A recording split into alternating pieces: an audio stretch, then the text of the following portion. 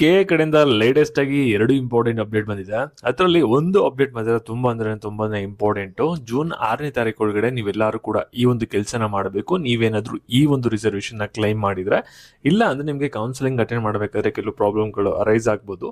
ಅದಕ್ಕೋಸ್ಕರ ಈ ಒಂದು ವಿಡಿಯೋನ ಪ್ರತಿಯೊಬ್ರು ಕೂಡ ಗಮನ ಇಟ್ಟು ಕೊನೆವರೆಗೂ ಕೂಡ ನೋಡ್ತಾ ಹೋಗಿ. ಯಾರು CET ಎಕ್ಸಾಮ್ ನ ಬರ್ದಿರಾ ಹಾಗೆ CET ಕೌನ್ಸಿಲಿಂಗ್ ನ ಅಟೆಂಡ್ ಮಾಡಬೇಕು ಅಂತ ಇರಾ ಅವರು, ಅದಕ್ಕಿಂತ ಮುಂಚೆ ಯಾರು ಚಾನಲ್ ಸಬ್ಸ್ಕ್ರೈಬ್ ಮಾಡ್ಕೊಂಡ್ರಲ್ಲ ಪ್ರತಿಯೊಬ್ರು ಕೂಡ ಸಬ್ಸ್ಕ್ರೈಬ್ ಮಾಡ್ಕೊಳ್ಳಿ. ಹಾಗೆ ಪ್ರತಿಯೊಬ್ರು ಕೂಡ ವಿಡಿಯೋಗೊಂದು ಲೈಕ್ ಕೊಡಿ.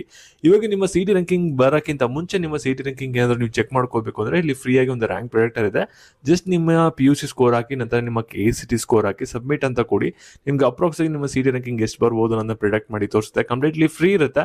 ಒಂದ್ಸಲಿ ಚೆಕ್ ಮಾಡೋಗಿರೋ ಚೆಕ್ ಮಾಡಿ, ಲಿಂಕ್ ಡಿಸ್ಕ್ರಿಪ್ಷನ್ ಬಾಕ್ಸ್ ಹಾಗೂ ಕಮೆಂಟ್ ಸೆಕ್ಷನ್ ಇರುತ್ತೆ. ಓಕೆನಾ? ಇವಾಗ ನಾವು ಬ್ಯಾಕ್ ವಿಡಿಯೋ ಬಗ್ಗೆ ಬರೋಣ.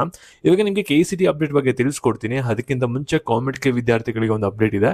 ಏನಂದ್ರೆ ಕಾಮೆಂಟ್ ಕೆ ರಿಸಲ್ಟ್ ನೆನ್ನೆ ಅನೌನ್ಸ್ಮೆಂಟ್ ಆಗಿದೆ. ನೀವು ಲಾಗಿನ್ ಆಗ್ಬಿಟ್ಟು ನಿಮ್ಮ ರಿಸಲ್ಟ್ ನ ಚೆಕ್ ಮಾಡ್ಕೋಬಹುದಾಗಿರುತ್ತೆ. ಮತ್ತೆ ನೀಟ್ ವಿದ್ಯಾರ್ಥಿಗಳಿಗೂ ಕೂಡ ಒಂದು ಇಂಪಾರ್ಟೆಂಟ್ ಅಪ್ಡೇಟ್ ಇದೆ. ಏನಂದ್ರೆ ಜೂನ್ 22ನೇ ತಾರೀಕು ಕೂಡ ಟೈಮ್ ಇದೆ. ನಿಮ್ಮ ಬ್ಯಾಂಕ್ ಡೀಟೇಲ್ಸ್ ಏನಾದ್ರು ಅಪ್ಡೇಟ್ ಮಾಡಿಲ್ಲ ಅಂದ್ರೆ ಲಾಗಿನ್ ಆಗ್ಬಿಟ್ಟು ಅಪ್ಡೇಟ್ ಮಾಡಿ, ನಿಮ್ಮ ನೀಟ್ ಅಪ್ಲಿಕೇಶನ್ ಫೀಸು ರೀಫಂಡ್ ಆಗುತ್ತೆ. ಓಕೆನಾ? ಇವಾಗ KCT ವಿದ್ಯಾರ್ಥಿಗಳಿಗೆ 2 ಅಪ್ಡೇಟ್ ಬಂದಿದೆ. ಇಲ್ಲಿ ಮೊದಲೇ ಅಪ್ಡೇಟ್ ಏನಪ್ಪಾ ಅಂದ್ರೆ, ನೀವು ಯಾರ್ಯಾರು ಒಂದು ಸ್ಪೆಷಲ್ ಕ್ಯಾಟಗರಿಲಿ ಒಂದು ಆಂಗ್ಲೋ ಇಂಡಿಯನ್ ಮತ್ತೆ ನೀವು ಯಾರ್ಯಾರು NCC ಕೋಟಾನ ಕ್ಲೈಮ್ ಮಾಡಿದೀರಾ, ನಿಮ್ ಎಲ್ಲಾರ್ದು ಕೂಡ ಒಂದು ಎಲಿಜಿಬಲ್ ಲಿಸ್ಟ್ ನ ಬಿಟ್ಟಿದ್ರೆ, ಮತ್ತೆ ಇದ್ರಲ್ಲೂ ಕೂಡ ನಾನ್ ಎಲಿಜಿಬಲ್ ಲಿಸ್ಟ್ ಯಾರ್ಯಾರು ಇದ್ದೀರಾ ಅದನ್ನು ಕೂಡ ಅಪ್ಡೇಟ್ ನ ಮಾಡಿದ್ರೆ, ಈ ಒಂದು ಲಿಸ್ಟ್ ಅಲ್ಲಿ ನಿಮ್ಮ ನೇಮ್ ಏನಾದ್ರು ಎಲಿಜಿಬಲ್ ಇತ್ತು ಅಂದ್ರೆ ಮಾತ್ರ ನೀವು ಈ ಒಂದು ಕೋಟಾನ ಕ್ಲೈಮ್ ಮಾಡಬಹುದು. ಇನ್ ಕೇಸ್ ಏನಾದ್ರು ಈ ರೀತಿ ನಾಟ್ ಎಲಿಜಿಬಲ್ ಇತ್ತು ಅಂದ್ರೆ ನೀವು ಈ ಒಂದು ಕೋಟಾನ ಕ್ಲೈಮ್ ಮಾಡಕ್ಕಾಗಲ್ಲ.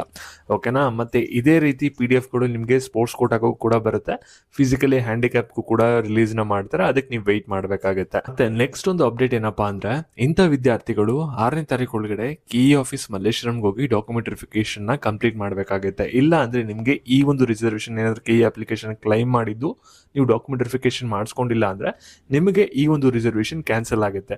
ಇದು ಯಾರಿಗೆ ಅಪ್ಲೈ ಆಗುತ್ತೆ ಅಂದ್ರೆ, ಫಿಸಿಕಲಿ ಹ್ಯಾಂಡಿಕ್ಯಾಪ್ ಕೋಟಾನ ಯಾರು ಕ್ಲೈಮ್ ಮಾಡಿದ್ರೆ ಅವ್ರಿಗೆ ಅಪ್ಲೈ ಆಗುತ್ತೆ. ನಿಮಗೆ ಡಾಕ್ಯುಮೆಂಟ್ ವೆರಿಫಿಕೇಶನ್ ಡೇಟ್ ನ 6ನೇ ತಾರೀಕು ಕೂಡ ಎಕ್ಸ್ಟೆಂಡ್ ಮಾಡಿದ್ರೆ ಅಷ್ಟರೊಳಗಡೆ ಹೋಗಿ ಡಾಕ್ಯುಮೆಂಟ್ ವೆರಿಫಿಕೇಶನ್ ಮಾಡಿಸ್ಕೊಳ್ಳಿ. ಮತ್ತೆ ಈ ಒಂದು ವಿಡಿಯೋ ನಿಮ್ಮ ಫ್ರೆಂಡ್ಸ್ ಗಳಿಗೆ ಯಾರಿಗೆ ಸಹಾಯ ಆಗುತ್ತೆ ಅವ್ರಿಗೆಲ್ಲರಿಗೂ ಕೂಡ ಶೇರ್ ಮಾಡಿ. ನೆಕ್ಸ್ಟ್ ಇದೇ ರೀತಿ ಅಪ್ಡೇಟ್ಸ್ಗಾಗಿ ಪ್ರತಿಯೊಬ್ಬರು ಕೂಡ ಚಾನಲ್ ಸಬ್ಸ್ಕ್ರೈಬ್ ಮಾಡ್ಕೊಳ್ಳಿ.